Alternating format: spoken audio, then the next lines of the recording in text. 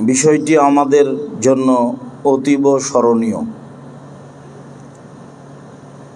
আল্লাহ তাআলা বলেন, ইদফা বিল্লাতি হে আহসান। মুহাম্মদ সাল্লাল্লাহু আলাইহি সাল্লাম আপনি মানুষের প্রতি উত্তর দেন যেটা হবে অতীব সুন্দর, ভালো। তাহলে আপনার মাঝে আর তার মাঝে যে শত্রুতা রয়েছে তা অন্তরঙ্গ বন্ধু, খুব নিকট বন্ধুতে পরিণত হবে। এ কথা আল্লাহ তাআলা বলেন। আল্লাহ তাআলা অন্য জায়গায় বলেন, ওয়াজাদিলহুম বিল্লাতি হে আহসান। মানুষের প্রতি উত্তর দিবেন ও যা বলেছে তার চেয়ে সুন্দর। সে যে পরিস্থিতি যেভাবে বলুক না কেন, আপনার পক্ষ থেকে যেটা উত্তর হবে সেটা তার চেয়ে উত্তম হবে। আল্লাহ তাআলা বলেন, ফাবিমা রাহমাতিম মিনাল্লাহি লিনতা লাহুম ওয়ালাউ কুনতা ফাযযান গালিজাল কলব লানফাযু মিন হাওলিক। মুহাম্মদ সাল্লাল্লাহু আলাইহি সাল্লাম আল্লাহর পক্ষ থেকে বড় দয়া যে আপনার প্রতি আল্লাহর একটা অনুগ্রহ হয়েছে যে আপনি নরম স্বভাবের মানুষ। আপনার স্বভাব নরম না হয়ে যদি কর্কশ কঠোর হতো, আপনার প্রতি উত্তর যদি মানুষের কাছে ভালো না হতো, তাহলে লানফাযু মিন হাওলিক, মানুষ আপনার পাশ থেকে সরে যেত। তো এটা আল্লাহর পক্ষ থেকে বড় দয়া যে মানুষের সাথে যে আপনি কথা বলেন তখন আপনার কথা বলার ভাব গতি আল্লাহর পক্ষ থেকে দয়া অবতীর্ণ হয়, সেটা খুব ভালো, উত্তম হয়। তো আপনাকে আরও জরুরি কয়েকটা কথা, ফাফু আনহুম।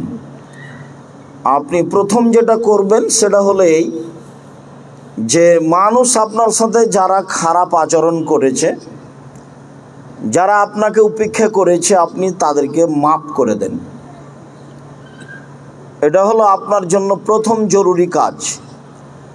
আপনি যে ভদ্র নম্র স্বভাবের মানুষ, তার প্রথম কাজ হলো আপনি মানুষকে কি করবেন? মাফ করবেন। মানুষের অন্যায়ের বিচার আপনি করবেন না। তারপরে আস্তাগফির লাহুম। মানুষ যে আপনার সাথে অন্যায় আচরণ করে পাপ করেছে, এই জন্য আপনি আল্লাহকে বলেন যে আল্লাহ, ওরা যে অন্যায় করেছে আমার সাথে, এতে যে পাপ হয়েছে এটা তুমি মাফ করে দাও। প্রথমে আপনি মাপ চান আল্লাহর কাছে, প্রথমে আপনি ওদের ক্ষমা করে দেন, আর দ্বিতীয় হলো আপনি তাদের জন্য ক্ষমা চান। প্রথম কাজ আপনি ক্ষমা করে দেন ওদের, আচ্ছা যা অন্যায় করেছো করেছো, আমি মাফ করে দিলাম। এটা আপনি প্রথমে করেন। আর দ্বিতীয় করেন ওদের জন্য আল্লাহর কাছে ক্ষমা চান, যে আল্লাহ, ওরা তো অন্যায় করেছে আমার সাথে, তুমি ওদের ক্ষমা করে দাও। এর নাম সদাচরণ, এর নাম আচরণ। মানুষ হিসাবে চেষ্টা করতে হবে মানুষের অন্যায়ের জবাব না দেওয়া। মানুষ গালিমন্দ করলে তার প্রতি উত্তর না দেওয়া, মানুষের বিরোধিতায় না যাওয়া, মানুষের ক্ষতির আশা না করা, মানুষের পিছনে না পড়া। আর যারা ক্ষতি করেছে, করছে বলে অবগত, তাদের ব্যাপারে আল্লাহর কাছে ক্ষমা চাওয়া, তাদের কল্যাণ কামনা করা, তাদের অন্যায়কে মাফ করে দেওয়া।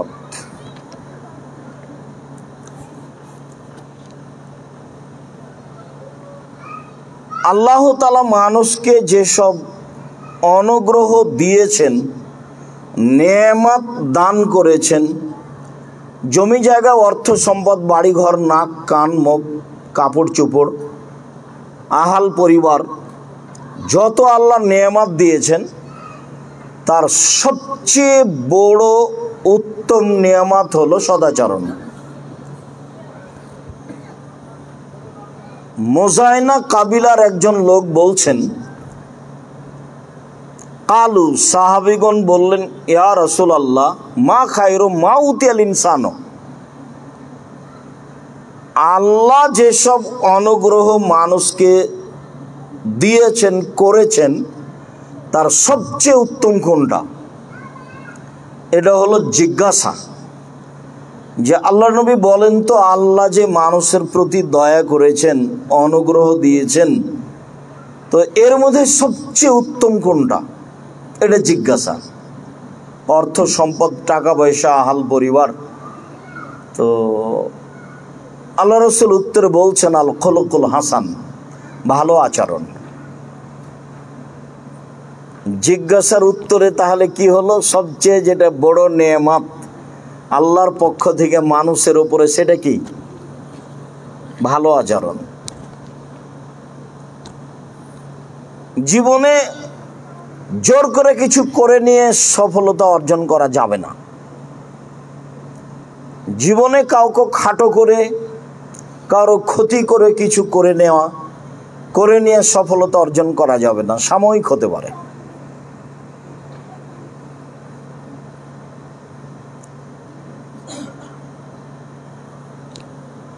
বিচারের মাঠে নেকির পাল্লাই সবচেয়ে যেটা ভারী নেকি হবে সেটা সদাচরণ। হজের নেকিও ওজন হবে, অনেক বড় নেকি। আল্লাহ রাসূল বলেছেন, মান হাজ্জা লিল্লাহ ফালাম ইয়ারফুস ওয়ালাম ইয়াফসুক রাজাকা ইয়াউমিন ওয়ালাদাতহু উম্মুহু, যে আল্লাহকে সন্তুষ্ট করার জন্য হজ করলো, অশ্লীল কাজ কর্মে, অপছন্দ কথা ও কর্মে লিপ্ত হলো না, সে ফিরে গেল সেই দিনের মতো হয়ে যেদিন তার মা তাকে জন্ম দিয়েছে, নিষ্পাপ হয়ে। এরপরেও এর নেকি অত ভারী নয়, ভালো আচরণের নেকি যত ভারী। ভালো আচরণ কি জিনিস? সালাত তো ইবাদতের জগতের সবচেয়ে ব্যতিক্রম ইবাদত। সালাতই এমন একটা ইবাদত যে ইবাদতের সাথে মানুষের কোনো আপোষ নেই।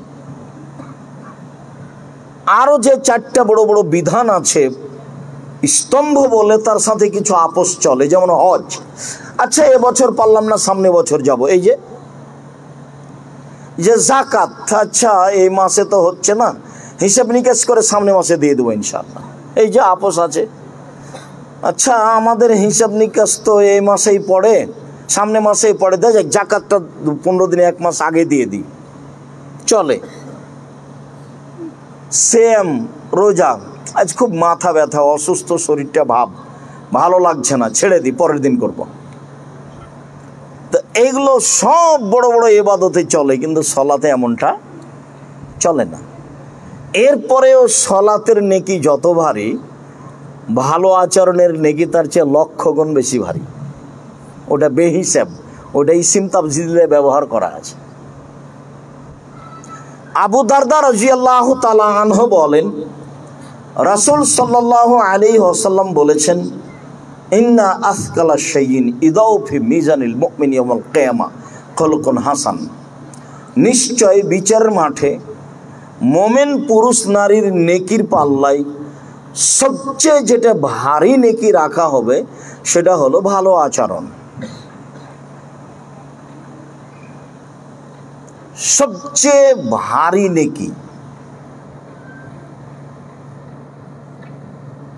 মানে আরো একটা ভারী নেকির কথা বলা আছে, তবে সবচেয়ে নয়। আবু হুরায়রা রাদিয়াল্লাহু তাআলা আনহু বলেন, একদা রাসূল সাল্লাল্লাহু আলাইহি ওয়াসাল্লাম বলেন, কালিমাতানে খাফিফাতান আলাল লিসানে সাকিলাতানে ফিল মিজানে হাবিবাতানে ইলার রহমানে। দুইটা কালেমা মানে দুইটা বাক্য, উচ্চারণে হালকা, দাড়ি পাল্লায় ভারী, আল্লাহর কাছে অতীব প্রিয়। মানে দাড়ি পাল্লায় ভারী, সুবহানাল্লাহও ভারী, আলহামদুলিল্লাহও ভারী, আল্লাহু আকবার ভারী, কিন্তু এই দুটার মতো নয়। এই দুটা বাক্য উচ্চারণে হালকা, আল্লাহর কাছে প্রিয়, দাড়ি পাল্লায় ভারী, তা হলো সুবহানাল্লাহি ওয়া বিহামদিহি সুবহানাল্লাহিল আযীম। আর যখন বলা হয়েছে সবচেয়ে ভারী, তখন সেটা হলো ভালো আচরণ, সদাচরণ, যেটা মোমেন পুরুষ নারীর নেকির পাল্লাই হবে। ভালো আচরণ, ভালো আচরণ কি জিনিস? সদাচরণ এমন একটা জিনিস যা দিয়ে জান্নাতুল ফেরদাউস পাওয়া যাবে, এবং মুহাম্মদ সাল্লাল্লাহু আলাইহি ওয়াসাল্লাম তার জিম্মেদার হিসাবে ঘোষণা দিয়েছে। সদাচরণ ভিন্ন কিছু, যার ফলাফলে রাসূল সাল্লাল্লাহু আলাইহি সাল্লাম জান্নাতুল ফেরদাউস নিয়ে দিব বলে ঘোষণা দিয়েছেন। উমামা বাহেলি রাদিয়াল্লাহু তাআলা আনহু বলেন, একদা রাসূল সাল্লাল্লাহু আলাইহি ওয়াসাল্লাম বললেন, আনা যাইমুন বিবাইতিন ফি রাবাদিল জান্নাহ লিমান তারাকাল মিরাহ ওয়া ইন কানা মুহিক্কান।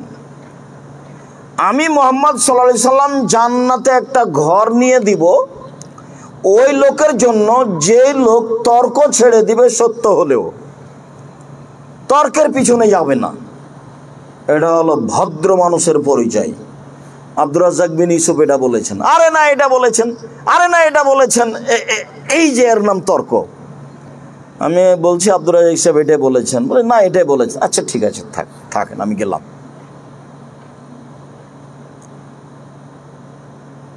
কেউ যদি তর্কে না জড়ায়, কথা সত্য হলেও তর্কে জড়াবে না। আমি মুহাম্মদ সাল্লাল্লাহু আলাইহি সাল্লাম তাকে জান্নাতে একটা ঘর নিয়ে দিব বলে জিম্মেদার। তিনি আরো বলেন, অবে বাইতিন ফি ওয়াসতিল জান্নাহ লিমান তারাকাল কিযবা ওয়া ইন কানা মাযিহ। কেউ যদি মিথ্যা ছেড়ে দেয়, মজাক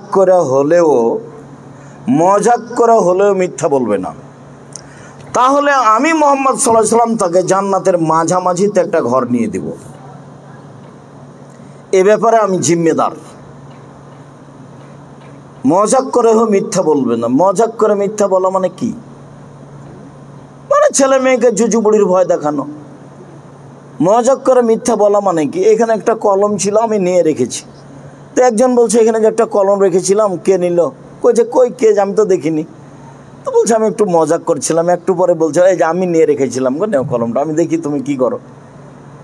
তো এর নাম মজাক করে মিথ্যা বলা। মজাক করে যে মিথ্যা বলবে না, আমি মুহাম্মদ সাল্লাল্লাহু আলাইহি সাল্লাম তাকে জান্নাতের মাঝামাঝিতে ঘর নিয়ে দিব। এবার তিনি বলছেন, অবে বাইতিন ফি আলাল জান্নাহ লিমান আহসানা খুলুকাহু। আমি সবচেয়ে উঁচু জান্নাত, জান্নাতুল ফেরদাউস নিয়ে দেবো ওকে, যে তার চাল চলনকে ভালো করেছে, আচরণকে ভালো করেছে। আচরণ ভালো যার, আমি তাকে জান্নাতুল ফেরদাউস নিয়ে দিব।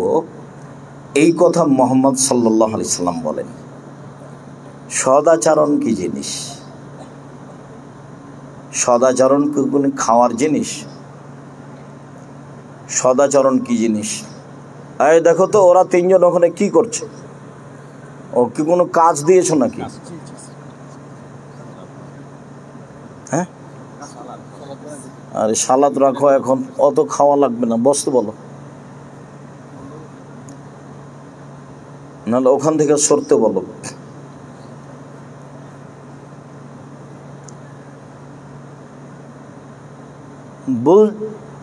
বলছিলাম যে সদাচরণ থাকলে মুহাম্মদ সাল্লাল্লাহু আলাইহি সাল্লাম তাকে কি নিয়ে দিবেন? জান্নাতুল ফেরদাউস নিয়ে দিবেন। সদাচরণ কি জিনিস? সদাচরণ হলো নেকি। সদাচরণ কি জিনিস? সদাচরণ হলো নেকি। নেকির নামই সদাচরণ। নওয়াস ইবনে সামান আল আনসারী রাদিয়াল্লাহু তাআলা আনহু বলেন, একদা আমি আল্লাহ রাসূলকে জিজ্ঞাসা করলাম, মাল বিররু ওয়াল ইসম। আল্লাহ নবী বলেন তো পাপ কি জিনিস আর নেকি কি জিনিস, এটাই জিজ্ঞাসা। নওয়াস ইবনে সামান আনসারী বলছেন যে আমি আল্লাহ রাসূলকে জিজ্ঞাসা করলাম, আল্লাহর নবী বলেন তো নেকি কি জিনিস আর পাপ কি জিনিস, এটা জিজ্ঞাসা। তো আল্লাহ রাসূল উত্তরে বলছেন যে আল বিররু হুসনুল খুলুক, নেকি হলো ভালো আচরণ। বলে ইসমু মা হাকা ফি নাফসিক ওয়া কারাহতা আনতালা আলাইহিন নাস আয়াতলা আলাইহিন নাস। নেকি হলো ভালো আচরণ। কেন? নেকি হলো কোরআন তেলাওয়াত, ভালো কাজ। নেকি কি জিনিস? নেকি হলো হজ, অনেক বড় নেকি। নেকি কি জিনিস? নেকি হলো সুবহানাল্লাহ আলহামদুলিল্লাহ বলা, অনেক গুরুত্বপূর্ণ বিষয়। নেকি কি জিনিস? নেকি হলো রমজান মাসের সিয়াম, ব্যতিক্রমী ইবাদত। এইগুলো একটা উত্তরে আসলো না, জিজ্ঞাসা হলো নেকি কি জিনিস। তখন উত্তরে রাসূল সাল্লাল্লাহু আলাইহি ওয়াসাল্লাম কি বললেন? ভালো আচরণ, সদাচরণ। মনে থাকবে না মনে হয়? মানে মনে না থাকলে এই আচরণ বা এই বক্তব্য বারবার ঘুরিয়ে ধরতে হবে এবং মানুষ হিসাবে চেষ্টা করতে হবে সদাচরণে আসা। মানুষের পিছনে পড়তে হবে না।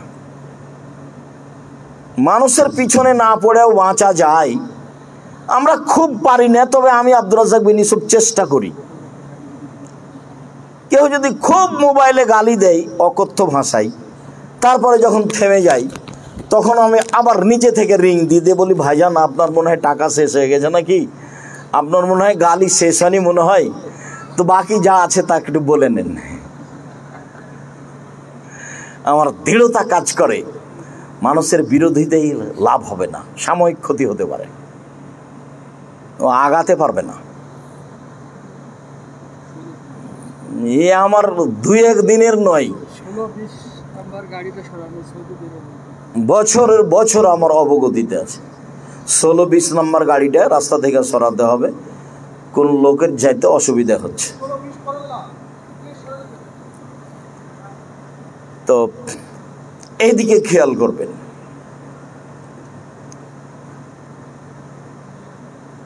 রাসূল সাল্লাল্লাহু আলাইহি ওয়াসাল্লামকে জিজ্ঞাসা করা হলো, বলেন তো কি জিজ্ঞাসা করা হলো? নেকি কি জিনিস আর পাপ কি জিনিস? তো আল্লাহর নবী উত্তরে বললেন, নেকি হলো ভালো আচরণ,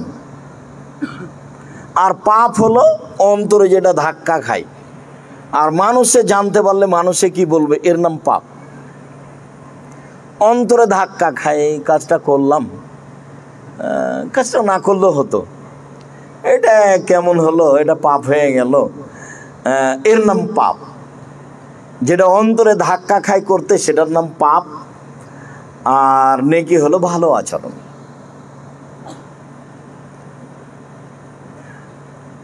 সদাচরণ এমন একটা জিনিস যা দিয়ে ডবল বড় বড় দুটো ইবাদতের নেকি হয়। আর কোনো ইবাদত দিয়ে এইভাবে নেকি হয় না। একটা দিয়ে দুইটা, অবাক হতে হয়। আয়েশা রাদিয়াল্লাহু তাআলা আনহা বলেন, রাসূল সাল্লাল্লাহু আলাইহি ওয়াসাল্লাম বলেছেন, ইন্নামাল মুমিন ইয়াজদু বিহুসনি খুলুকিহি দারাজাতা সাইমাল কায়েম। অন্য এক বর্ণনায় রয়েছে যে দারাজাতাল কায়েম আল্লাযী লাম ইয়াফতুর, আল কায়েম লা ইয়াফতুর ও সাইম লা ইফতির। সদাচরণ দিয়েও ডবল দুইটা ইবাদতের নেকি পাবে, যে দুইটাই নিজস্ব স্থানে বড় বড় জান্নাত পাওয়ার মাধ্যম। তার একটা হলো নিয়মিত নফল সিয়াম। নিয়মিত নফল সিয়ামের ফলাফল অনেক বড়। আর সিয়ামের তো বিনিময় কোনো ফেরেশতা দেয় না, সিয়ামের বিনিময় কে দেন? আল্লাহ। তো এইটা একটা ইবাদতের জগতে ভিন্ন ইবাদত। এখন মোবাইলে কোনো কথা হবে না এবং খুব প্রস্তুতি নিয়ে বসে থাকতে হবে, 19-20 হয় না যেন। আর বাচ্চা আশেপাশে থাকলে উঠাউঠি করবেন, এই ব্যাপারে সোচ্চার থাকতে হবে।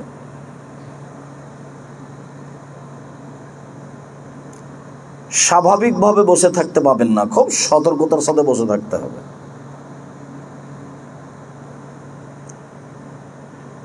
কথা আপনার কাছ থেকে ছুটে যাক সেটা আমি চাইনি, এবং আমি আপনার কাছে চাচ্ছি আজকের পরে আপনি যা জীবনে বেঁচে থাকবেন সদাচরণ দিয়ে বেঁচে থাকবেন ইনশাআল্লাহ।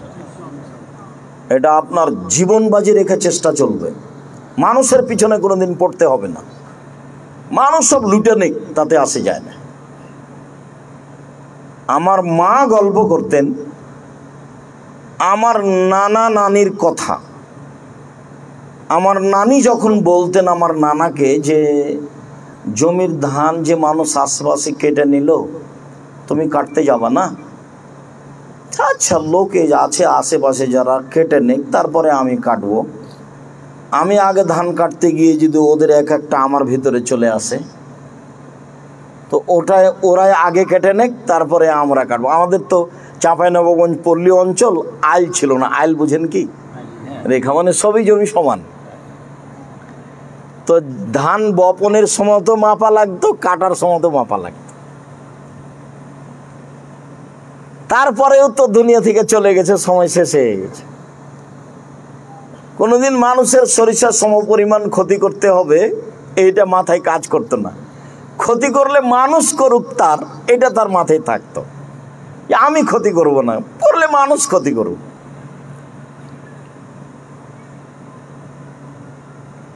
সদাচরণ দিয়ে বাকি জীবন বেঁচে থাকার চেষ্টা করতে হবে প্রাণপণে, যে কোনো মূল্যে ইনশাল্লাহ। এই শিক্ষাই নিতে হবে। আয়েশা রাদিয়াল্লাহু তাআলা আনহা বলেন, রাসূল সাল্লাল্লাহু আলাইহি সাল্লাম বলেছেন, এক সদাচরণ দিয়ে মানুষ দুইটা বড় আমলের নেকি পাবে। তার একটা হলো নিয়মিত নফল সিয়াম, রোজা, আর একটা হলো নিয়মিত তাহাজ্জুদ।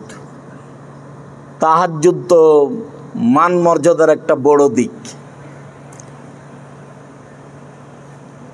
জান্নাতে নবীর সাথে থাকার দুইটা পথ আছে, আর তৃতীয় পথটা একজন সাহাবী চাইলেন কিন্তু হলো না। এক, আল্লাহ রাসূল বলেন, মান আলা জারিয়াতাইনে, কেউ যদি দুইটা মেয়ের লালন পালন করে, বিবাহ শাদী দিয়ে দেয়, শিক্ষা দীক্ষা দেয়, চাল চলন শিখিয়ে দেয়, তাহলে সেই ব্যক্তি আর আমি মুহাম্মদ সাল্লাল্লাহু আলাইহি সাল্লাম জান্নাতে এইভাবে থাকবো। তখন এই তর্জনী আর মধ্যম আঙ্গুল দুটি দেখালেন, অজামা বাইনা, আর দুটাই জমা করে দিলেন। মানে মেয়ের যদি কেউ লালন পালন করে, দুইটা মেয়ের, দুইটা বেটির, তাহলে সেই বাপ আর আল্লাহর নবী জান্নাতে একসাথে থাকবেন। তখন এরকম আবার বলছেন, আনা কাফিরুল ইয়াতীম, যে ব্যক্তি এতিমের লালন পালন করবে সে ব্যক্তি আবার আমি জান্নাতে একসাথে থাকবো। তখনও তিনি দুইটা আঙ্গুলি দেখালেন, অসুমা ফাররাকা বাইনাহুমা, দুইটার মধ্যে একটু ফাঁক করে দিলেন। বোঝা গেল না মনে হয়? তাহলে মেয়ের লালন পালন বেশি মর্যাদা রাখছে এতিম লালন পালনের চেয়ে, অথচ ওটা একটা বড় কাজ। এবার চলেন, ইচ্ছা করলে রাসূলের সাথে থাকা যায় না।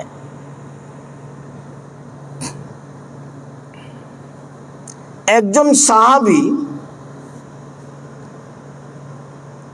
উনি বলছেন যে, কুনতু আবিতু মা রাসূলিল্লাহ সাল্লাল্লাহু আলাইহি সাল্লাম, একদা আমি রাসূলের সাথে রাতে ছিলাম, রাত অতিবাহিত করছিলাম। ফাআতাইতুহু বিওয়াজুহি ওয়া হাজাতিহি, আমি রাতে তার ওজুর পানি এবং তার প্রয়োজনীয় জিনিস নিয়ে আসলাম। যে এখানে পানি থাকলো, এখানে মেশক থাকলো, আল্লাহ রাসূল উঠে আপনি পানি নেবেন, এই যে মেশক নেবেন। তো এইটা আমি নিয়ে উপস্থিত হতে আল্লাহ রাসূল বলছেন, সালবাসে এটা, আরে খুব তো ভালো ব্যাপার, চাও, তুমি কি চাও, চাও তো আমার কাছে। মালিক কিন্তু অধীনস্থ লোকের উপরে খুশি, খুশি হলে কিছু দিতে চান, আর মালিককে খুশি করলে সবসময় প্রস্তুত থাকতে হয়।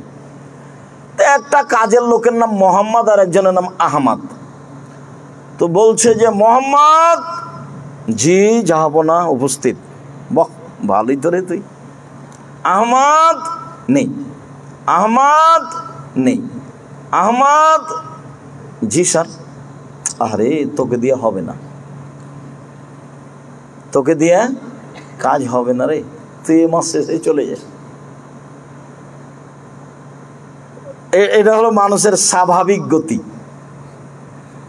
যার অধীনে থাকা যায় আসলেই কাজ করে তাকে খুশি করতে হবে, এটা হলো স্বাভাবিক ব্যাপার, এটাই ঠিক। হারামে সহযোগিতা করে খুশি করতে হবে এই কথা নয়। আর লোক যাদেরকে নিতে হবে তাকে হতে হবে বিশ্বস্ত এবং শক্তিশালী। মুসা আলাইহিস সালাম খুব নিরুপায় হয়ে দূরে বসে আছেন, থাকারও ব্যবস্থা নেই, খাওয়ারও ব্যবস্থা নেই, চলারও আর সম্ভব হচ্ছে না। অনেক পথ চলে এসেছেন এক লোককে মেরে দিয়ে। এখন দেখছেন যে ওই একটা দুইটা মেয়ে ওরা একটু দূরে সরে দাঁড়িয়ে আছে। কি ব্যাপার, তোমরা এখানে দূরে পৃথক হয়ে দাঁড়িয়ে আছো কেন? ওই যে লোকজন ওদের গরু ছাগলকে পানি পান করে চলে যাবে, তখন আমরা করাবো। তার মানে সেই কালো মহিলারা ভিন্ন হয়ে থাকছিল, পুরুষের সাথে হুড়াহুড়ি করে কোনো কিছু করেননি। তো এইবার মুসা আলাইহিস সালাম উঠে ইন্দারার মুখ থেকে এটা সরিয়ে দিয়ে, মুখাটা সরিয়ে দিয়ে, ঢাকনাটা সরিয়ে দিয়ে ওদের ছাগলকে পানি পান করিয়ে দেয়। এবার মেয়ে দুটি বলছে, আব্বা, যে লোক আমাদের ছাগলকে পানি পান করিয়েছেন সেই লোককে পারিশ্রমিক দিতে হবে। সেই লোক হলো শক্তিশালী এবং বিশ্বস্ত। একসাথে দুইটা কথা বললেন মেয়ে বাপকে, যে আব্বা লোকটা হলো বিশ্বস্ত এবং শক্তিশালী। কাজের লোক হতে হবে বিশ্বস্ত এবং শক্তিশালী। আপনার কোম্পানিতে যত লোক ঠিক করবেন, লোককে আগে দেখতে হবে, পরীক্ষা করতে হবে, জিজ্ঞাসা করতে হবে বিশ্বস্ত কিনা, শক্তিশালী কিনা। দোকানে তো 24 ঘন্টা আপনি বসে থাকতে পারবেন না। একজনকে দিয়েছেন, 10 দিন পরে দেখবেন যে দোকানটাই নাই। তো বলছিলাম যে রাসূল সাল্লাল্লাহু আলাইহি ওয়াসাল্লাম যা বললেন তাতে বোঝা গেল যে সদাচরণ দিয়ে দুইটা নেকি হয়। একটা হলো নিয়মিত নফল সিয়াম পালন করলে যা নেকি হবে, আর একটা হলো নিয়মিত তাহাজ্জুদ পড়লে যা নেকি হবে। তাহাজ্জুদও খুব বড় আমলের নেকি। তো কথাটা শেষ করে দিই। এবার আল্লাহ রাসূল বললেন যে চাও, তুমি কি চাও? তো সাহাবী বলছেন, আসআলুকা মুরাফাকাতাকা ফিল জান্নাহ, আপনার সাথে জান্নাতে থাকতে চাই, এই হলো মূল কথা। আপনার সাথে জান্নাতে থাকতে চাই। তখন আল্লাহ রাসূল বলছেন, না আওয়া গায়রা দালিক, না না না, এটা নয়, এটা নয়, অন্যটা বলো, অন্যটা বলো, অন্যটা বলো, এটা নয়। তখন সাহাবী বলছেন, হোয়া দাকা, এটাই চাই। তো আল্লাহ রাসূল সাথ দিলেন না, বললেন ফাইন্নি আলা নাফসিক আল্লাহ কাসরাতি সুজুদে, বেশি তাহাজ্জুদ পড়ে আমাকে সহযোগিতা করো। আমার সাথে জান্নাতে থাকা যায় না। আমার সাথে জান্নাতে থাকতে হলে আমাকে সহযোগিতা করতে হবে। কি সহযোগিতা করতে হবে বলেন তো? কি সহযোগিতা করতে হবে আল্লাহ রাসূলকে?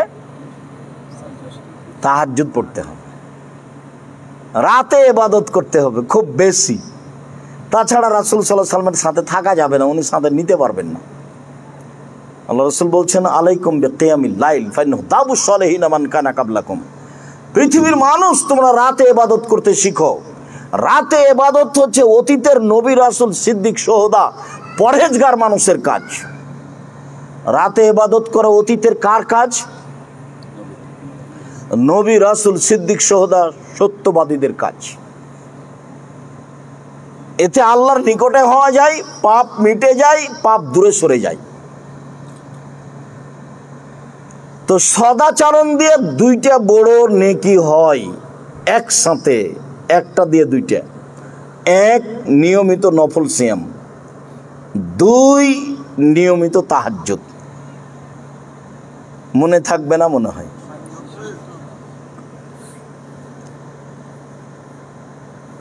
সদাচরণ আছে যার, ইহকাল আছে তার, পরকাল আছে তার, সব কিছু আছে তার, আব্দুল্লাহ ইবনে আমর রাদিয়াল্লাহু তাআলা আনহু বলেন, কুন্না ফিকা ফালা আলাইকা মা ফাতাকা মিনাদ দুনিয়া। শোনো, তোমার ভিতরে যদি চারটা জিনিস থাকে তাহলে তোমার সব কিছু আছে। তোমার ইহকালও আছে, পরকালও আছে। তোমার ভিতরে যদি চারটা জিনিস থাকে তাহলে তোমার সব কিছু আছে। তোমার ইহকালও আছে, তোমার পরকালও আছে। এক, হিফজ আমানাতিন, আমানতের রক্ষা। দুই, হুসন খালিকাতিন, ভালো আচরণ। তিন, সিদক হাদিসিন, সত্য কথা। চার, ইফাতুন ফি তুআমাতিন, বৈধ রুজি। এই চারটে জিনিস যদি তোমার থাকে তাহলে সব কিছু আছে। তার একটা হলো সদাচরণ। তোমার যদি ভালো আচরণ থাকে তাহলে তোমার সব কিছুই আছে, ইহকালও আছে, পরকালও আছে। সদাচরণ দিয়ে সবচেয়ে দামি জান্নাত পাওয়া যায়। সদাচরণ এমন একটা আচরণ, একটু আগে বুঝলাম যে জান্নাতুল ফেরদাউস পাওয়া যায়, আর এখন বুঝবো যে সবচেয়ে দামি জান্নাত পাওয়া যায়। আবু মুসা আশআরী রাদিয়াল্লাহু তাআলা আনহু বলেন, রাসূল সাল্লাল্লাহু আলাইহি ওয়াসাল্লাম বলেছেন, ইন্না ফিল জান্নাতে গোরাফান ইউরা যাহিরুহা মিন বাতিনুহা মিন যাহিরিহা ওয়া আদাহা আল্লাহু লিমান আলানাল কালামা ওয়া তাআমাত তাআমা ওয়া তাবাস সিয়ামা ওয়া সাল্লা বিল্লাইলি ওয়া নাসুন নিয়াম। চারটে জিনিস করলে এমন জান্নাত ও পাবে যে জান্নাতের বাহির থেকে ভিতর দেখা যায়, ভিতর থেকে বাহির দেখা যায়। একবার টক টক টক টক করছে, উন্নত মানের পদার্থ দিয়ে সেই জান্নাত তৈরি। চারটে জিনিস করলে সেই জান্নাত পাওয়া যাবে, সবচেয়ে দামি পদার্থ দিয়ে তৈরি। তার এক হলো লেমান আলানাল কালামা, যার মুখের ভাষা নরম, যার আছে সদাচরণ।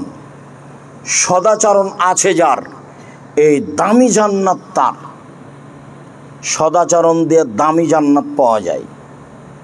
একটু আগে বলছিলাম সদাচরণ দিয়ে জান্নাতুল ফেরদাউস পাওয়া যায়, এ ব্যাপারে তিনি জিম্মেদার।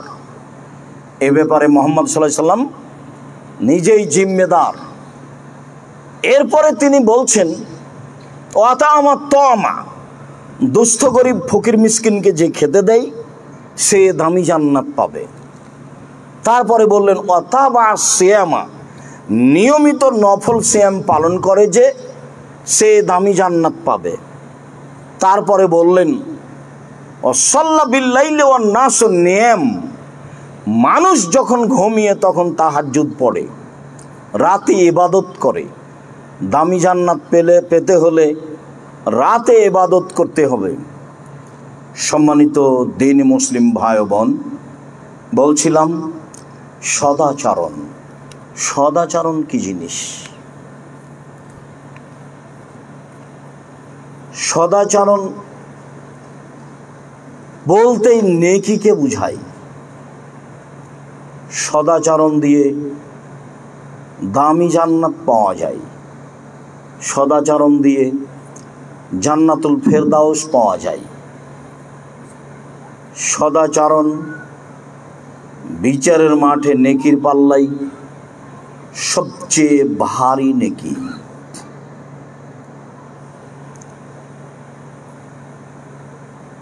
আয়েশা রাদিয়াল্লাহু তাআলা আনহা বলেন, রাসূল সাল্লাল্লাহু আলাইহি ওয়াসাল্লাম বলেছেন, আর রাহিমু মুআল্লাকাতুন বিল আরশ ফাতাকুলু, সদাচরণ আল্লাহর আরশ ধরে ঝুলন্ত অবস্থায় বলে। আল্লাহর আরশ ধরে ঝুলন্ত অবস্থায় বলে সদাচরণ। সদাচরণ বলে,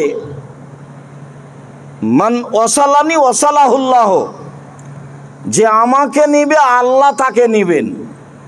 অমান কাতানি কাতাহুল্লাহ, যে আমাকে ছেড়ে দিবে আল্লাহ তাকে ছেড়ে দিবেন।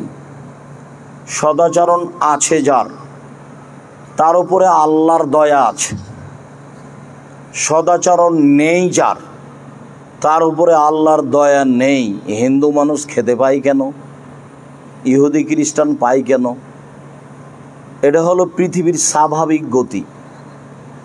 যদি আল্লাহর রহমত নিয়ে বেঁচে থাকতে হয়, তাহলে তার প্রথম স্তর হলো সদাচরণ। সেটা সদাচরণ বহাল রেখেই থাকতে হবে। তাই তো রাসূল সাল্লাল্লাহু আলাইহি সাল্লাম এক সময় বলেছিলেন, আরবাউন লিসাদা, সুখময় জীবনের জন্য চারটে জিনিস লাগে। সুখময় জীবনের জন্য চারটে জিনিস লাগে। সুখময় জীবন তার, চারটে জিনিস আছে যার। সুখময় জীবন তার, চারটে জিনিস আছে যার। তার এক নম্বরে তিনি বলেছেন আল জারুস সালেহ, ভালো প্রতিবেশী। সদাচরণ আপনার আছে কি না, এটা আমি কি দিয়ে বুঝবো? আপনার প্রতিবেশী যদি বলে যে আপনার সদাচরণ আছে, তাহলে আপনি সদাচরণের অধিকারী। আমি মাওলানা সাহেব হাজি গাজি যেটাই হয় না কেন, সদাচরণ প্রতিবেশী দিয়ে বোঝা যায়। একজন এক সাহাবী এসে বলছেন, কাইফানি আলমানা আসাতো ও আহসান্ত, আল্লাহ রাসূল আমি কিভাবে বুঝবো যে আমি ভালো মানুষ? এই ভালোই তো জিজ্ঞাসা। আল্লাহ রাসূল আমি কিভাবে জানবো যে আমি ভালো মানুষ? আমি যে ভালো মানুষ সেটা আমি কিভাবে বুঝবো? তখন আল্লাহ রাসূল বলছেন, এজা সামিতা মিন জিরানিকা ইয়াকুলুনা আনতা হাসানতা ফাকাদ আহসানতা, যখন তোমার প্রতিবেশী থেকে শুনবে তুমি ভালো, তখন তুমি ভালো। ওয়াইদা সামিতা মিনহুম আসাতা ফাকাদ আসাতা, আর যখন তুমি তোমার প্রতিবেশী থেকে শুনবে তুমি খারাপ, তখন তুমি খারাপ। বুঝা গেল? কথা স্পষ্ট হয়। সদাচরণ তো ধরা পড়বে পাশে দোকান থাকলে, সদাচরণ তো ধরা পড়বে পাশে জমি জায়গা থাকলে। আমরা দুইজন ব্যবসা করি, দুইটা পাশাপাশি দোকান আছে, তো খালি মানুষ আসে, ওনার দোকানে জিনিস নেই, চলে যায়, আর আমি খালি মনটা খারাপ করে বসে আছি। এর নাম হিংসা। মনটা খারাপ করে বসে আছি, আরে খালি ওখানে যাই ওখানে যাই। তো একটা লোক আমার কাছে এসেছে, তো জিনিস বিক্রি করার পরে বলছে ওখানে যান কেন? জানেন না যে 10 টাকা জিনিস 20 টাকা ধরে? জানেন না? এটা বুঝেন না? এই যে দেখেন, এর নাম হিংসা, এর নাম সদাচরণ। এর কাছে সদাচরণ নেই। হিংসা স্বাভাবিকভাবে গড়ে ওঠে, এবং হিংসাকে দমন করে বেঁচে থাকা খুব কঠিন। শয়তান আপনাকে ওখান দিয়ে ঘায়াল করবে। স্বাভাবিকভাবে আপনি একটা মানুষের দেখবেন পিছনে লেগে গেছে, যার কারণে মানুষ বলে যে মানুষের ভালো মানুষে দেখতে পারে না, মানুষের ভালো হওয়াটা মানুষে দেখতে পারে না। তার মানে তার ভিতরে হিংসা কাজ করে। হিংসা মুক্ত হয়ে কাজ করতে হবে। হিংসা ক্ষতি করে, নইলে এভাবে বলা হবে কেন, অমিন শাররি হাসিদিন ইযা হাসাদ, আল্লাহ তুমি আমাকে হিংসুকের হিংসা থেকে বাঁচাও। মুহাম্মদ সাল্লাল্লাহু আলাইহি ওয়াসাল্লাম বলেন, কুল, মুহাম্মদ সাল্লাল্লাহু আলাইহি ওয়াসাল্লাম বলেন আপনি যে আল্লাহ তুমি আমাকে হিংসুকের হিংসা থেকে বাঁচাও। ওটা খুব কঠিন জিনিস। যার ভিতরে হিংসা কাজ করে ওর ভিতরে সদাচরণ নেই। একটু পরে বলছি ইনশাআল্লাহ। বলছিলাম আয়েশা রাদিয়াল্লাহু তাআলা আনহা বলেন, রাসূল সাল্লাল্লাহু আলাইহি ওয়াসাল্লাম বলেছেন, সদাচরণ আল্লাহর আরশ ধরে ঝুলন্ত অবস্থায় বলে যে আমি সদাচরণ বলছি, আমাকে যে নেবে আল্লাহ তাকে নেবে, আমাকে যে ছেড়ে দিবে আল্লাহ তাকে ছেড়ে দিবেন। আবু হুরায়রা রাদিয়াল্লাহু তাআলা আনহু বলেন, রাসূল সাল্লাল্লাহু আলাইহি ওয়াসাল্লাম বলেছেন, আল্লাহ তাআলা, আল্লাহ তাআলা বলেন, পৃথিবীর মানুষ শুনে রেখো, আর রাহিমু সোহনাতুন মিনার রহমান, সদাচরণটা রহমান থেকে বের হয়েছে। মানুষের স্বভাব যদি নরম হয়, একটা লোক একটা জিনিস চাইলো, তো ও বলছে যে আমাকে 5000 টাকা দেন তো একটু কর্জ। তখন ও বলছে টাকা তোর জন্য বানাই নাকি? বলছে টাকা হবে না, যা এখন হবে না, এইসব কর্জ দেওয়ার সময় নেই। আর একজন বলছে যে আচ্ছা আপনি বিপদে পড়েছেন, দেওয়াই উচিত, তো ভাইজান টাকাটা ফেরত দেবেন কবে? তো এরকম টাইমে দিব। এইটা একটা স্বভাব, এটা নরম, কর্জে দেওয়া কঠিন কাজ। তো আল্লাহ তাআলা বলছেন, রাসূল সাল্লাল্লাহু আলাইহি ওয়াসাল্লাম বলছেন যে সদাচরণটা রাহমান থেকে বের হয়েছে। মানে মানুষ যদি নরম স্বভাবের হয় তাহলে সদাচরণ করতে পারবে, তাছাড়া সদাচরণ করতে পারবে না। দলীয় দাপট থাকলে সদাচরণ টিকে না। অর্থের ক্ষমতা বেশি থাকলে সদাচরণ টিকে না। যে কোনো মূল্যে সম্বলের হোক বা দলীয় হোক, এগুলো কিছু থাকলে সদাচরণ টিকে না, সদাচরণের উপরে টিকা যায় না। আল্লাহ তাআলা বলেন, মান ওয়াসালাকে ওয়াসালতুহু মান কাতাকে কাতাতুহু। সদাচরণ মনে রেখো, তোমাকে যে নিবে আমি আল্লাহ তাকে নিব, তোমাকে যে ছেড়ে দিবে আমি আল্লাহ তাকে ছেড়ে দেব। হাদিস তো বুখারী মুসলিম। কি বিবেচনা করতে পারেন?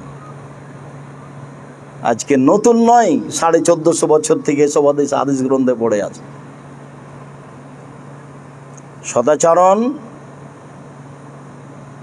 মনে রেখো, তোমাকে যে নিবে আমি তাকে নিব, আমি তার সাথে আছি, তোমাকে যে ছেড়ে দেবে আমি তাকে ছেড়ে দিয়েছি। সদাচরণ নেই যার, সে পৃথিবীতে এমনি বেঁচে আছে।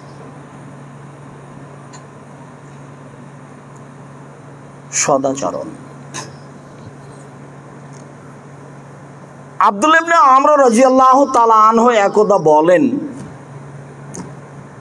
যে রাসূল সাল্লাল্লাহু আলাইহি সাল্লামকে জিজ্ঞাসা করা হলো, আইয়ুন নাসে আফজাল, মানুষের মধ্যে সবচেয়ে ভালো মানুষ কে? এটাই জিজ্ঞাসা। মানুষের মধ্যে সবচেয়ে ভালো মানুষ কে, এইটাই জিজ্ঞাসা। তখন আল্লাহ রাসূল উত্তরে বলছেন, মাহমুমুল কলব ও সাদুকুল লিসান। এই দুইটা কথা আল্লাহ রাসূল মুখ দিয়ে বলতেই সাহাবীগণ বলছেন যে সাদুকুল লিসান নারিফুহু, মুখে সত্যবাদী, এটা তো আমরা বুঝি, যে সত্য কথা বলে সে হলো সাদুকুল লিসান, মুখে সত্য কথা বলে। কিন্তু মাহমুমুল কলব এটা কি জিনিস, এটা তো বুঝলাম না। নিরাপদ অন্তর, এটা আমরা বুঝি না, এই শব্দ আমরা বুঝি না। তখন আল্লাহ রাসূল এই কথার উত্তরে বলছেন, আর নাকিও আর তাকিও, যে স্বচ্ছ, যে পরহেজগার, সেই মানুষের অন্তর হলো নিরাপদ, সেই হলো মাহমুমুল কলব। আর তাকিও আর নাকিও, সব কাজে স্বচ্ছ হতে হবে, ভিতর থেকে তাকওয়া থাকতে হবে। তাই তো রাসূল সাল্লাল্লাহু আলাইহি সাল্লাম বলেছেন, আল মুসলিম আখুল মুসলিম, একজন মুসলিম আর একজন মুসলিমের ভাই, লা ইয়াখজুলুহু, তাকে অপমান করতে পারে না, ওয়ালা ইয়াযলিমুহু, তার প্রতি জুলুম করতে পারে না, ওয়ালা ইয়াকিরুহু, তাকে তুচ্ছ মনে করতে পারে না।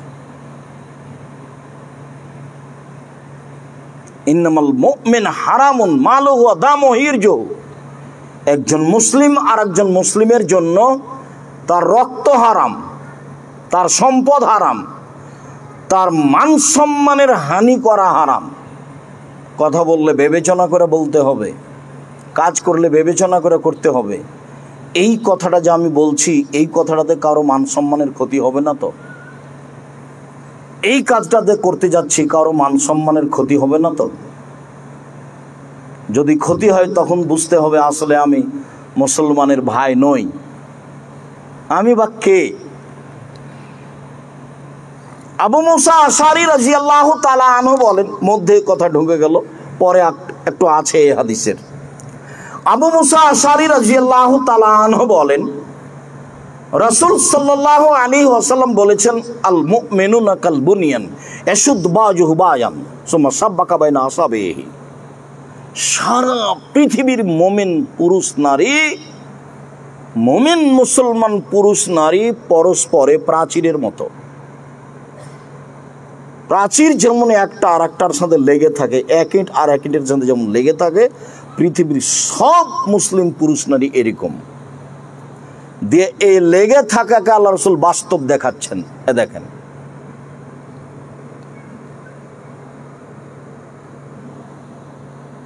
এটা যেমন বাস্তব লেগে গেল, বাস্তব দেখাতেন কতগুলো জিনিস। এইভাবে পুরুষ নারী সবাই একসাথে একবারে আল্লাহর হস্তে। মৌলানা যখন একজনের সুযোগ পাচ্ছে কিছু বলতে, একবারে ধুয়ে ছেড়ে দিচ্ছে। আমি তো ইউটিউব দেখি না, দেখতেও জানি না, সহজে আমি কাউকে জিজ্ঞাসাও করি না কে যে কাকে ধুয়ে ছাড়ছে, আল্লাহ ভালো জানে। ইউটিউব নাকি হাইকোর্ট আর জজ কোর্ট, মানে বিচার করে নিচ্ছে সুন্দর করে। বিচার কিন্তু আবার হবে। হুজুর কিন্তু বুঝতে পারে না, হুজুর নিজেও বুঝেনি যে কারোর বিরুদ্ধে লড়ে আলেম হওয়া যায় না, কারো বদনাম করে আলেম হওয়া যায় না, কারো পিছনে লেগে আলেম হওয়া যায় না। এর না আলেম নয়। এ হলো ওই মানুষ যার ব্যাপারে আল্লাহ রসুল বলেছেন যে ওই মৌলানা মানুষ হচ্ছে কসমে ওই বাতির মতো, যে বাতি নিজে জ্বলতে জ্বলতে নিজে শেষ হয়ে যায়, নিজে আলো পায় না, অপরকে আলো দেয়।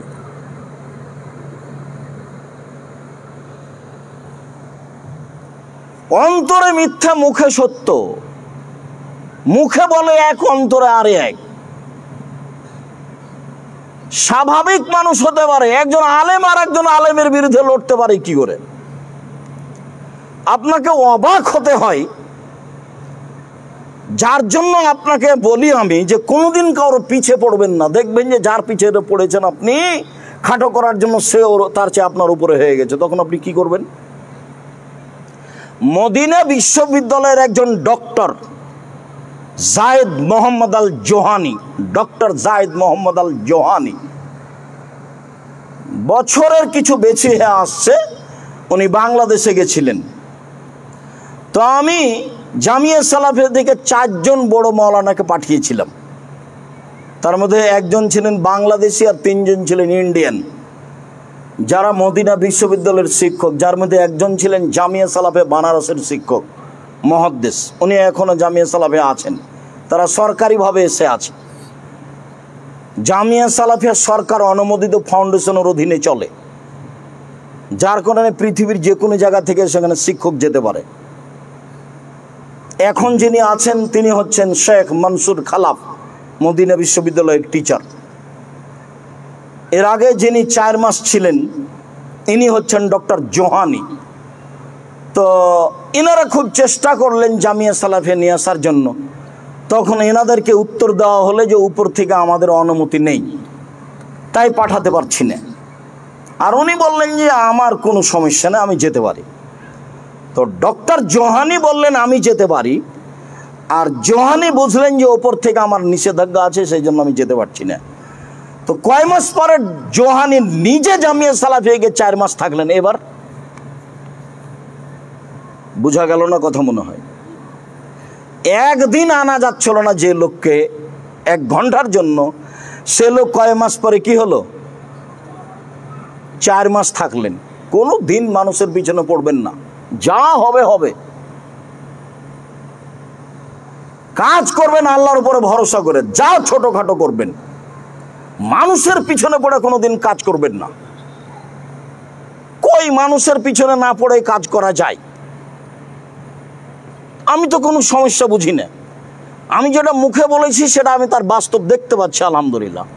2013 সালের 24 আগস্ট রোজ মঙ্গলবার জামিয়া সালাফিয়া হাঁটাবো, বীরহাটাবো, রূপগঞ্জ, নারায়ণগঞ্জ, ঢাকা। কাঁঠাল গাছের নিচে বলেছিলাম আমার হাতে টাকা নেই, এ কথা সত্য। এখানে প্রতিষ্ঠান গড়বে, এ কথা সত্য। ইনশাল্লাহ গড়বেই গড়বে, অবধারিত গড়বে, নিশ্চিত গড়বে, গড়বেই গড়বে, ইনশাল্লাহ গড়বে। সেই প্রতিষ্ঠানটা এখন কিনা জমি 51 বিঘা, সব মিলে এখন 77 বিঘা জমির উপর অবস্থান করে। পূর্বাচল 21 নম্বর সেক্টরের সাথে লাগা। আপনি অবাক হবেন, প্রতিষ্ঠানের একদিক থেকে একদিক 9 পয়েন্ট কমে 1 কিলোমিটার। যেখানে একটা মসজিদ নির্মাণ চলছে 6 বিঘা জমির উপরে। কতখানি জমির উপরে? 6 বিঘা 2 একর। বহুজন আমাকে বলেছে যে কুয়েত হোক, কাতার হোক, সৌদি আরব হোক, এটা দরখাস্ত পেশ করা যায় না। সে এত বড় মসজিদকে করতে চাইবে না, গরিব মানুষেরা করবে, চিন্তা করি না, খালি দোয়া করেন। আমরাই লাগে পড়ে 5 টাকা, 50,000 টাকা, 2,000 টাকা, 5,000 টাকা, 50,000 টাকা দিয়ে করবো ইনশাআল্লাহ। প্রায় 2 কোটি টাকার পাইলিং চলে গেছে। তো টাকাটাকে আমরা বানালছি, টাকশাল আছে, আমরা বানাবো সম্পূর্ণ জমি কিনা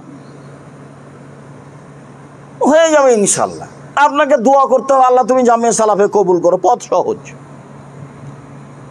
যেটুকু করবেন কাজ সেইটুকু আল্লাহর উপরে ভরসা করে সদাচরণ দিয়ে কাজ করবেন, সফল হবেন ইনশাআল্লাহ।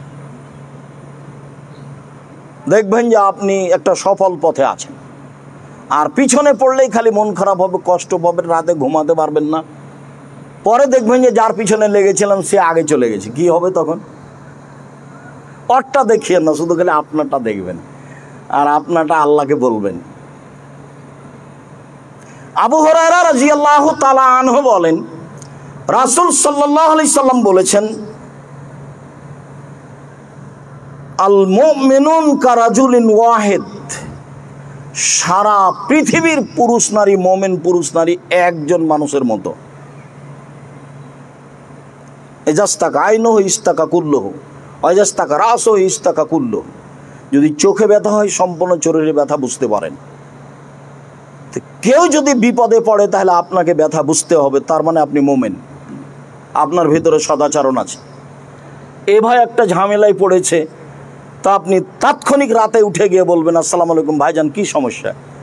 অ্যাম্বুলেন্স নিয়ে আসবো, ডাক্তার ডেকে নিয়ে আসবো, কি করতে পারি বলেন? তার মানে ওর সমস্যা আপনি অন্তরে কি করছেন, বুঝতে পারছেন।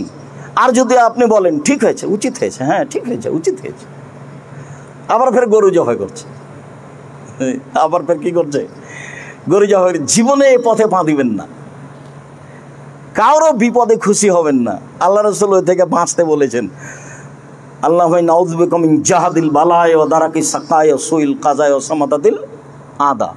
শত্রু যেন না হাসে, এরকম কাজ যেন না হয়। তার মানে কারোর প্রতি হাসি প্রকাশ করতে হবে না, বরং আল্লাহর কাছে বাঁচতে হবে, কেউ যেন আমার উপরে না হাসে। সারা পৃথিবীর মানুষ একটাই, হাদিস তো বুখারী মুসলিম। বিবেচনা কে করবে? তো বিবেচনা মাওলানা মানুষ করবে। আরে মাওলানা মানুষ ইউটিউবে এমন লেখা লিখলো, সবাই খালি বলা বলি করে, যখন তখন আমি শুনতে পাই। আমি কাউকে জিজ্ঞাসা করি না, আমাকে একটু দেখো তো দেখি কি লিখেছে। আমি দেখতেও জানি না, আমি বড় মোবাইল ব্যবহার করতে পারি না, আমি আপনার নামটা সেভ করতেও পারি না। আপনি রিং দিলে আমি অন করে দিয়ে শুনতে পাই যে আপনি কি বলছেন। এর চেয়ে বেশি মোবাইল সম্পর্কে আমার কোনো অভিজ্ঞতা নেই, অন করা ছাড়া। আপনি বলেছেন আমার নামটা সেভ করে রাখেন, কিন্তু আসলে আমি তো পারিনি, তাই সেভ করতে পারিনি। আর একদিন রিং দিয়েছেন, তখন আমাকে বলছেন কি আপনি চিনতে পারলেন না সেদিন যে কথা বলেছিলাম? তারপরেও হয় না। আল্লাহ রহম করো। মাথায় ব্যথা হলে সম্পূর্ণ শরীরে ব্যথা বুঝতে পারি, সম্পূর্ণ শরীরে ব্যথা বুঝতে পারি। যেমন আর একজন মুমিন পুরুষ নারী বিপদে পড়লে আপনি তার বিপদ বুঝবেন, তেমন এর নাম মুমিন পুরুষ, মুমিন নারী। আমি তো সমস্যা বুঝতে পারি না। আমি বহু সময় বলেছি যে খালি আপনি আমাকে মুচি দিয়ে ডেকে পাঠাবেন, আপনার কোনো পিয়ন লাগবে না। সুনামগঞ্জের ফেন্সুগঞ্জের ওসি বলছে সিগনেচার করেন, মামলা আমি চালাবো। তাই আমি বললাম, জনাব আমি তো মামলা করব না। আরে আপনাকে চালাতে হবে না, আমি চালাবো। আমি যদি মামলা করি তাহলে আমি তার বিরুদ্ধে লড়লাম, তাহলে তো আমি মানুষ, আমি তো তার বিরুদ্ধে লড়ে তেমন কিছু করতে পারবো না, হয়তো মামলায় জয়ী হলাম। আমি মানুষ হিসেবে লড়লাম। কেন? আমি কি ওর ক্ষতি করেছি? আমি তাকে গালি দিয়েছি? ও গাড়ি কেন আক্রমণ করে আমাকে মারবে কেন? বিচার উপরওয়ালা করতে পারে না? ও করুক, বিচার ওর কাছে দিয়ে দিয়েছি, ও করতে পারে। কেমন করা লাগবে ভালো বুঝে, এবং যেমন করা লাগবে তেমনি করবে। 5,000 কোটি টাকা মামলার মূল্য। আমি মানুষের হানি করেছি, তাই সিলেট কোর্টে 5,000 টাকা, 5,000 কোটি, 5,000 কোটি টাকার আমি মানের হানি করেছি। কি আমি বলেছি? কবি নজরুল ইসলাম বলেছেন, মসজিদের পাশে কবর দিও ভাই, তাহলে এই গুনাহগার কবর আজাব হতে পাইবে রেহাই। আমি বলেছি ভুল বলেছেন নজরুল ইসলাম সাহেব। মসজিদের পাশে কেন? কাবা ঘরের নিচে ঢুকিয়ে দিল লাভ হবে না, বিচার আমল দিয়ে হবে। বিচার কি দিয়ে হবে? আমল দিয়ে হবে। তো আমি মান সম্মানের হানি করলাম কোথায়? ঠাকুর বলছেন ওমা তোমার আকাশ তোমার বাতাস। আমি বললাম তোর বাপের আকাশ? ও বলছে কালী মায়ের আকাশ। যতবার বলেছে ওমা তোমার আকাশ তোমার বাতাস, ততবার ও কাকে বলেছে? কালিমাকে বলছে। তা আমি বললাম তোর বাপের আকাশ, কালিমার আকাশ হবে কেন? আকাশ কার? আল্লাহর। তো এই কথা তার মানের হানি হলো। তো মামলার মূল্য হলো 5,000 কোটি টাকা। এখন আমি দাঁড়িয়েছি কাঠগড়ায়, জজ বলছে আপনি আব্দুর রাজ্জাক বিন ইউসুফ পিস টিভির আলোচক? বলে জি। আপনার মামলা খারিজ করে দিলাম প্রথম দিনই। মামলায় চলবে না। যেদিন সুনামগঞ্জ সিলেটে উঠলাম, সেদিন আমি ওই উঠতেই আমার দিকে তাকিয়ে বলছে যে আপনার সাথে মামলা নিয়ে কোনো কথা নেই, দিয়ে কাগজখানি এভাবে উল্টিয়ে দিলেন, দিয়ে ধরলেন, ধরে আমার সাথে কথা বলতে লাগলেন। বলছেন যে আপনি এভাবে বলেছেন, আপনি বলেছেন আয়েশা রাদিয়াল্লাহু তাআলা আল্লাহ রাসূল খালি গায়ে গোসল করেছেন। মানে ওর ভিতরে যেগুলো ধরা পড়েছে ভালো লাগেনি, সেগুলো আমাকে বলছে। তা আমাকে আবার উকিল বলে দিয়েছে মুখ খুলবেন না, ও ভালো বলুক মন্দ বলুক যাই বলুক আপনি খালি শুনবেন। আপনার কথা সব সময় শুনি, আমি উকিল, আমার কথা অল্প সময় শুনিয়েন। যতক্ষণ পর্যন্ত কাঠগড়ায় থাকবেন ততক্ষণ পর্যন্ত আমার কথা মানবেন। সেটা কি? আপনি মুখ খুলবেন না। কথা কি বুঝতে পারছেন? আচ্ছা ঠিক আছে। তো ওই 14 মিনিট একটানা কথা বলল, সেগুলো মামলার কোনো কথা নেই। তারপরে বলল যে আপনার জামিন মঞ্জুর করা হলো। সব উকিলগুলোকে বলে দিল ওনার সাথে কেউ কথা বলবেন না। তারপরে আর একবার যেতে হয়েছিল, তারপর আর মামলাই নাই। তো বলছিলাম মান সম্মান উপরে নিতে হবে, মানুষের কাছে নয়। আর কাজ যেটুকু করতে চাইবেন আল্লাহর উপরে ভরসা করে, সদাচরণ দিয়ে, কারোর সাথে দুর্বল আচরণ করে কাজ করা যাবে না।